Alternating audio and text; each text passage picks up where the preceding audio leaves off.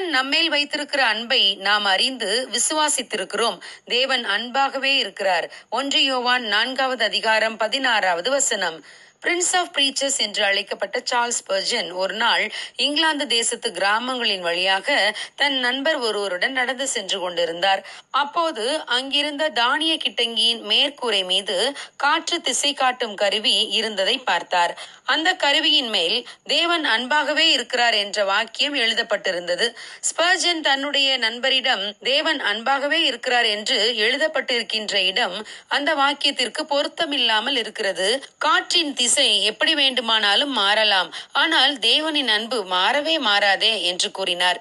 ஆனால் அவருடைய நண்பரோ, நீங்கள் சொல்வதை என்னால் ஏற்றுக்கொள்ள முடியாது, நீங்கள் தவறாக புரிந்து கொண்டீர்கள். இது ஒரு உண்மையைத்தான் உணர்த்துகிறது. காற்று எந்த திசையில் மாறி அடித்தாலும் தேவனுடைய அன்பு மாறாது என்பதையே அது உணர்த்துகிறது என்றார். ஆம் பிரியமானவர்களே, நம்முடைய சூழ்நிலைகள் மாறலாம், நாம் நம்பியிருக்கும் மனிதர்களும் மாறலாம், ஆனால் தேவனுடைய அன்பு மாறவே மாறாது. நம்மிடம் ஒன்றும் இல்லை என்றால் மனிதர்கள் நம்மை புறக்கணித்து விடுவார்கள். ஆனால் நாம் புறக்கணிக்கப்படத்தக்கவர்களாய் இருந்தாலும் நம்மை தேடி வந்து நேசிக்கிறவர் நம்முடைய இயேசு கிறிஸ்து ஒருவர் மட்டுமே. யோசேப்பை அவருடைய சகோதரர்கள் அனைவரும் வெறுத்தார்கள், குழியிலே தூக்கி எறிந்தார்கள், அடிமையாக விற்று விட்டார்கள். யோசேப்பின் வாழ்வில் கொடுங்காற்று வீசியது. ஆனால் தேவனோ யோசேப்பை விட்டு விலகவே இல்லை. யோசேப்போட கூடவே இருந்தார். யோசேப்பை நேசித்து உயர்த்தினார். ஆம் பிரியமானவர்களே, யார் நம்மை வெறுத்தாலும், யார் நம்மை புறக்கணித்தாலும் தேவன் நம்மை புறக்கணித்து வெறுக்க மாட்டார். அவர் நம்மை விட்டு விலகுவதும் இல்லை, கைவிடுவதும் இல்லை. அவருடைய அன்பு ஒருபோதும் மாறாதது.